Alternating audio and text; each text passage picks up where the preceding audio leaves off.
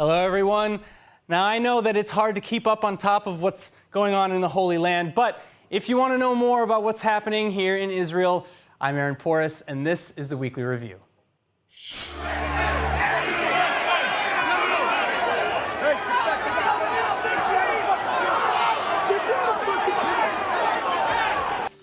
Those are pictures of the U.S. Capitol in Washington, D.C. yesterday as pro-Trump rioters tried to stop a hearing that would certify Joe Biden as the official winner of the 2020 election. 4 people dead and 52 people were arrested as security forces attempted to peacefully dismantle the violent and unprecedented demonstration. During all the chaos, an Israeli reporter in the crowd working for Channel 13 was apparently harassed by the rioters that shouted racist and anti-Semitic slogans at him. But on the other hand, Israelis were also participating in the event. Israeli flags were spotted in the crowds on some major U.S. news networks. This morning, Prime Minister Netanyahu speaking on the latest developments in Washington. American democracy has always inspired me. Lawlessness and violence are the opposite of the values we know Americans and Israelis cherish. The rampage at the Capitol yesterday was a disgraceful act, and it must be vigorously condemned. I have no doubt that American democracy will prevail. It always has. Meanwhile, the mayor of Tel Aviv, in his own show of support, announced the local municipality building will light up with the colors of the American flag to show, quote, the strength and respect of the land of the free and the home of the brave. Well, Israelis are counting down the hours until the country enters another much stricter lockdown at midnight tonight. While we're leading the world in vaccinations, cases have been surging since the discovery of new COVID mutations, and officials seem to be running out of options. The Israel police force are saying they will be far less lenient in enforcing new tightened coronavirus restrictions, which will go into effect at midnight. 5,000 police officers are being deployed and roadblocks erected all across the country. As Israel prepares for closure, cases are on the rise. On Wednesday, the health ministry reported 7,830 new cases, with a positive infection rate of 6.2%. There are 274 Israelis in critical condition, and the death toll stands at 3,527. Israel's vaccination campaign continues to surpass expectations. Israeli health regulators at Sheba Tel Shomer Medical Center have officially claimed the Pfizer vaccine is effective for use. Thus far, more than 1 million Israelis have received it. Amnesty International is demanding that Israel provide vaccine doses to Palestinians in the West Bank and the Gaza Strip, saying Jerusalem is obligated to do so under international law. The Palestinian Authority in the West Bank, which is home to some 2.8 million Palestinians, has not publicly asked for Israeli assistance in vaccine procurement and has said it is obtaining its vaccine doses through the United Nations.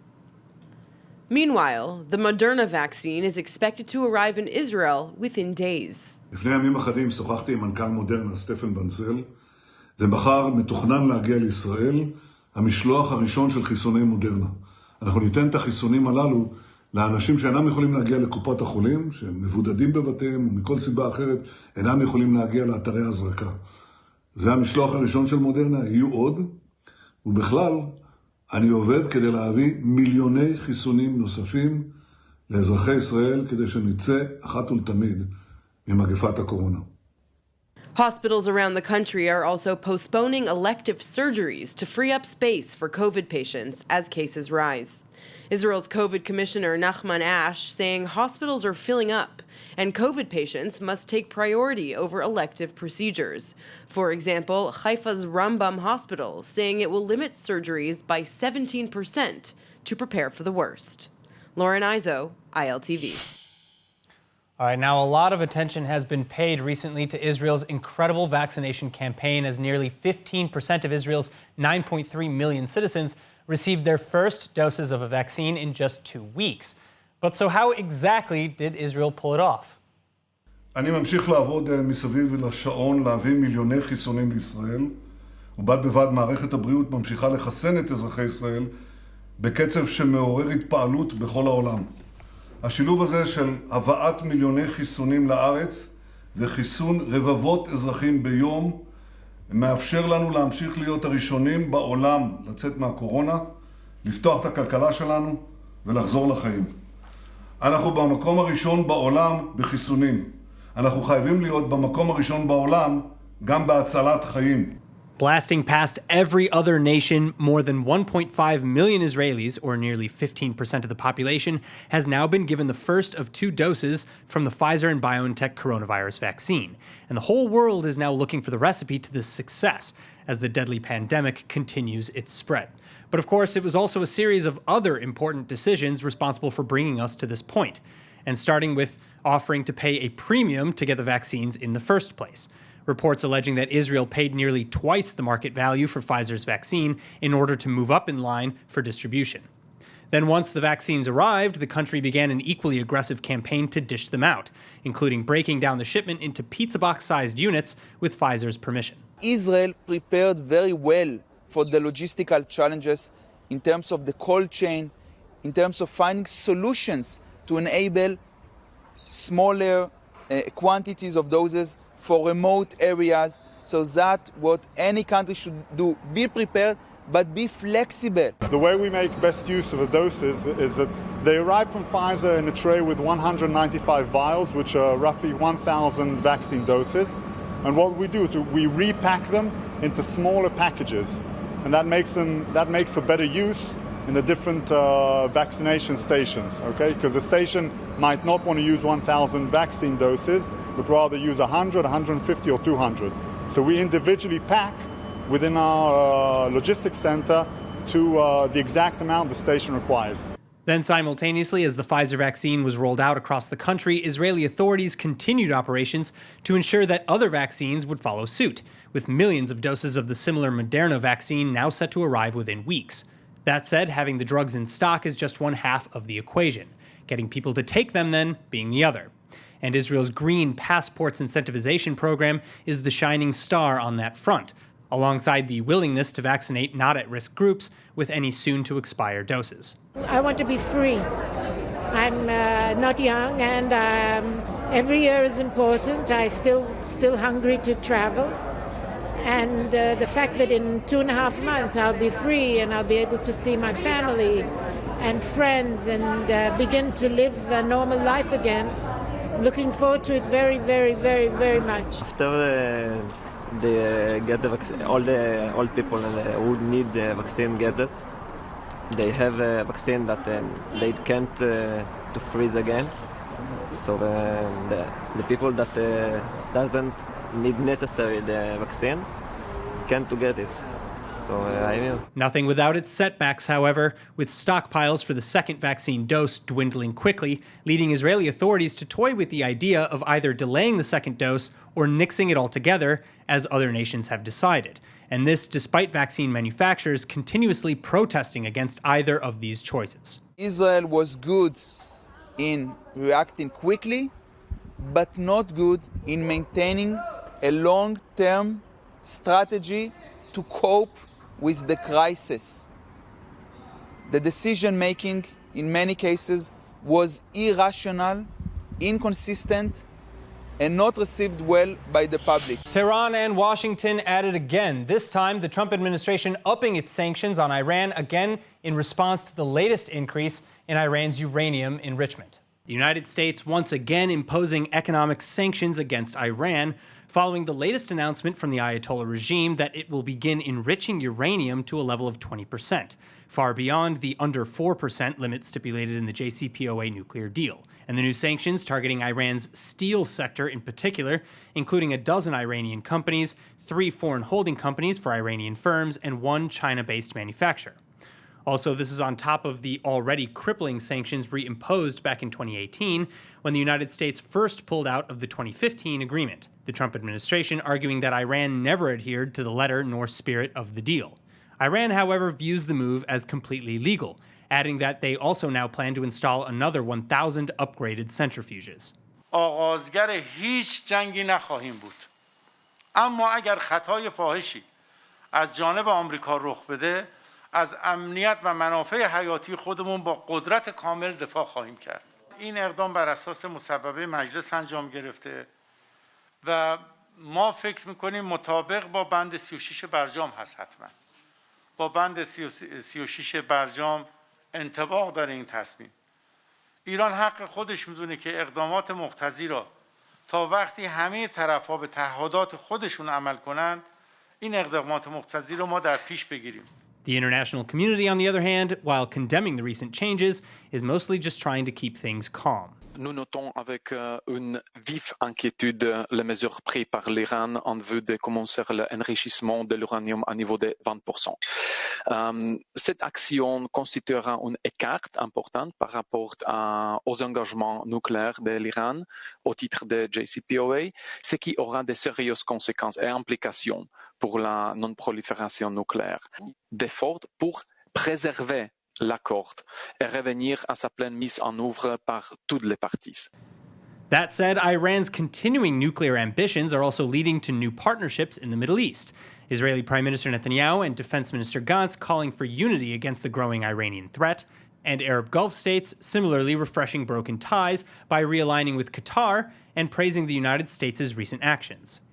ونحن اليوم ما أحوج أن نكون لتوحيد جهودنا للنهوض بمنطقتنا ومواجهة التحديات التي تحيط بنا وخاصة التحديات اللي يمثلها برنامج النووي للنظام الإيراني وبرنامجه للصواريخ البالستية ومشاريع التخريب الهادمة التي يتبناها وكلاءه في أنشطته الإرهابية والطائفية هدفها زعزعة الأمن والاستقرار في المنطقة والعالم. Since the United States assassinated an Iranian general, Qasem Soleimani, in a drone strike in Iraq. Now, on the anniversary of the strike, his successor is vowing to retaliate against, quote, American mischief. Now, with the new administration about to enter the White House, Iran's foreign minister is giving a stern warning against any last-minute provocations or tricks by the United States or Israel, for that matter. More in the next report. Iranian Foreign Minister Mohammad Javad Zarif urged U.S. President Donald Trump on Saturday not to be trapped by an alleged Israeli plan to provoke a war through attacks on U.S. forces in Iraq. In a tweet, he wrote, "New intelligence from Iraq indicates that Israeli agent provocateurs are plotting attacks against Americans," putting an outgoing Trump in a bind, adding that Trump should be, quote, careful of a trap. The warning was issued on the anniversary of the killing of top Iranian general Qasem Soleimani by a U.S. drone strike in Iraq. An Israeli official is dismissing the accusation as nonsense. According to Energy Minister Yuval Steinitz, it is Israel that needs to be on alert for possible Iranian strikes this week, the one-year anniversary of the assassination of Tehran's top general. Washington blames Iran-backed militia for regular rocket attacks on U.S. facilities in Iraq, including the U.S. Embassy. No known Iran-backed groups have claimed responsibility. The U.S. military flew 2 nuclear-capable B-52 bombers to the Middle East in a message of deterrence to Iran last week, but they have since left the region. The commander of Iran's elite Revolutionary Guard Corps, General Hussein Salami, vowed to strike back in the case of any attack on Iran. In Iraq, a vigil was held on Saturday to commemorate the death of Soleimani, as well as an Iraqi militia leader killed in the same drone attack. إن إرادة هؤلاء الذين كانوا هم وقفوا بوجه الشيطان الأكبر ألا وهي أمريكا وإسرائيل وقد فشلوا هذا المخطط الكبير ألا وهو الاحتلال باعتبارهم الوطن العربي أو جزء من الوطن العربي ألا وهو العراقي وإيراني وسوريا وغيرها من بقية الدول. لكن نقول لهم أنهم قد وقفوا بوجه هؤلاء الطغيان الأكبر فكون هو استهدافا شخصيا. While Israel has not admitted to being involved in the assassination, it is widely believed to have been a joint operation with U.S. forces. Lauren Izzo, ILTV. IDF investigations into the suspected terrorist stoning attack Sunday afternoon bearing fruit by the late evening. A number of suspects now reportedly in custody. In a joint operation between the Israeli Security Agency and Israeli Defense Forces, several Palestinians from the village of Deir Nidam have now been arrested. This after an hours-long manhunt in connection to a suspected terror attack, leaving one Israeli civilian severely injured. לפני זמן קצר נפגעה תושבת שלנו, תושבת בנימין, מאבן בראשה. היא הייתה בדרכה לבדיקת קורונה, כשמספר נערים מחבלים זרקו אבנים על רכבה ופגעו באבן בראשה ופצעו אותה קשה. אנחנו מכאן מתפללים לרפואתה. To make matters worse, stoning victim Rivka Taitel was traveling with two of her children in the car when they were attacked. But thankfully, according to reports, one of her children managed to take control of the car and bring it to a stop after she was injured. Taitel was then later transferred to the Sheba Medical Center for treatment, at which time she underwent surgery for her head and is now reportedly in responsive but still serious condition.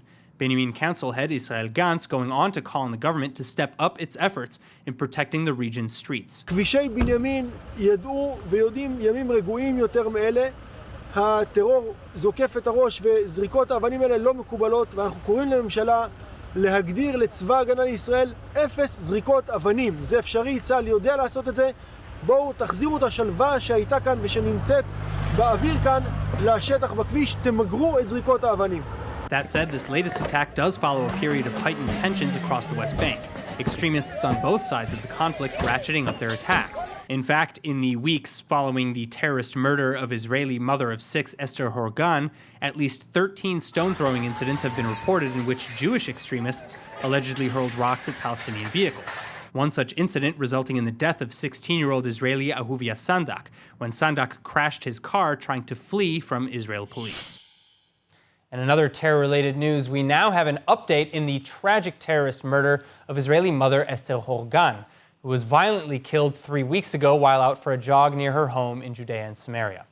Newly unveiled information by the Shin Bet security services now pointing to a motive for the senseless killing, as well as additional details about the terror attack itself. During interrogation, the 40-year-old Palestinian suspect reportedly revealing that he was motivated to revenge over the death of Palestinian security prisoner Kamal Abu Wail, who was the first such prisoner in Israel to get COVID-19 and then later die from the disease. And the suspect in Horgan's murder, having himself been a former fellow inmate of Abu Wail's, jailed multiple times in Israel for terror offenses.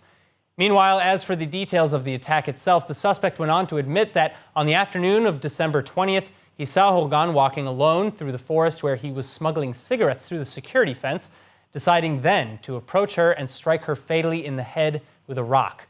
4 other suspects have since been arrested on suspicion of helping the suspect evade justice. In related news, PA-Israel security ties publicly back in full swing as Palestinian security forces transfer 4 suspects to Israeli authorities. The 4 suspects arrested over the weekend in connection to a shootout in East Jerusalem that left 3 Palestinian residents dead and another 8 wounded. But even more shocking was Israel's special authorization allowing large numbers of armed PA police to enter East Jerusalem after the shooting. This, as the PA overall is officially banned from any and all operations inside of the capital. Now, as for their charges, 2 of the 4 suspects, whom are relatives of the victims, are suspected of murder, while the other 2 are being charged with aiding the perpetrators. And now, in new efforts to protect the skies around Israel, Israeli Defense Minister Benny Gantz is asking the Trump administration for just one more parting gift. Chana Rifkin with the story. אנחנו צריכים להרחיב את מערך ה-F-35 לנו, זה ללא ספק. 2? יש לנו עכשיו 2 טייסות, אני מניח שאנחנו נרחיב אותו. זה מה שביקשתי מהאמריקאים. Israeli Defense Minister Benny Gantz on Monday, telling Israeli media that he's looking to acquire a 3rd squadron of stealth F-35 fighter jets from the Donald Trump White House. And this while also earmarking funds to possibly purchase other warplane models. הייתי קונה עוד טייסת F-35 ואחר כך בוחן מה אני עושה עם היתרה, ממשיך להרחיב ב-F-35, הולך ל-F-15. Of course, the prospective deal is under an increasingly tight deadline too. The defense minister going on to express hopes of completing the deal before President Trump is expected to leave office January 20th. And especially now, as Israel heads to its 4th in a series of national elections March 23rd. As for the details of the request, Gantz neglected to reveal just how many F-35s he's now asking for, though other defense officials have alleged that the first 2 squadrons already ordered by Israel add up to about 50 planes. Chana Rifkin reporting. Well, over the weekend, Israel delivered the second of 2 Iron Dome defense system batteries to the United States Army, part of an agreement signed by the Israeli Defense Ministry and the U.S. Department of Defense. The batteries produced by Israel defense firm Rafael Systems will be deployed against a variety of ballistic and aerial threats. Israeli Defense Minister Benny Gantz saying in a statement, the delivery of the Iron Dome to the U.S. Army demonstrates the close relations between the Israel Ministry of Defense and the U.S. Department of Defense, the effectiveness of the system against various threats, and the excellent capabilities of Israeli industries. For more on this story, you can visit our new and improved website at ILTV.tv and make sure to subscribe to our newsletter for daily updates. Right-wing protests are becoming more and more violent in Jerusalem over the death of a 16-year-old Hilltop youth, Ahuvia Sandak. He was killed in a car crash during a police chase after allegedly throwing stones at innocent Palestinians last month. Footage from the demonstrations emerging over the weekend of an extremist mob throwing rocks and other objects towards a vehicle driven by Arabs, as well as attempting to open the car's door to attack them. The attack occurred around 3 a.m. on Friday morning, a number of hours after the initial protest was dispersed by police. Okay, for the first time since the founding of the State of Israel, the country's Jewish population dropped below 74%, according to Israel's Central Bureau of Statistics. The Bureau classified Israelis in one of three ways: Jewish, Arab, and other. The other category includes non-Arab Christians and those who do not identify with a particular religion classification. The Jewish population in the country decreased from 74.1% in 2019 to 73.9%, a drop of 0.2%. That drop is due to an increase in the Arab population, as well as a sharp decrease in Jewish immigrants, or Olim, this year. The number of Jewish immigrants hit a record low of 33.8% of the total number of new immigrants in the country. Israeli-American Harvard professor Avi Loeb, now the latest to publicly jump on the aliens bandwagon, alleging that our solar system was visited in 2017 and will likely soon be visited again. But Loeb, who chairs Harvard's Department of Astronomy, explains that the signs won't come in the form of any sort of flying saucers, but rather as space trash discarded by an alien civilization. And in his upcoming book, Extraterrestrial: The First Sign of Intelligent Life Beyond Earth, Loeb lays out convincing evidence for his assertions, arguing that an interstellar object discovered in 2017 was really alien tech. The object, dubbed Oumuamua, or Hawaiian for Scout, was the first interstellar object ever detected inside of our solar system. And its trajectory, shape, and behavior all defied predictions for how a similarly shaped comet might appear. And that's it for ILTV's Weekly Review. I'm Aaron Porras. See you next week.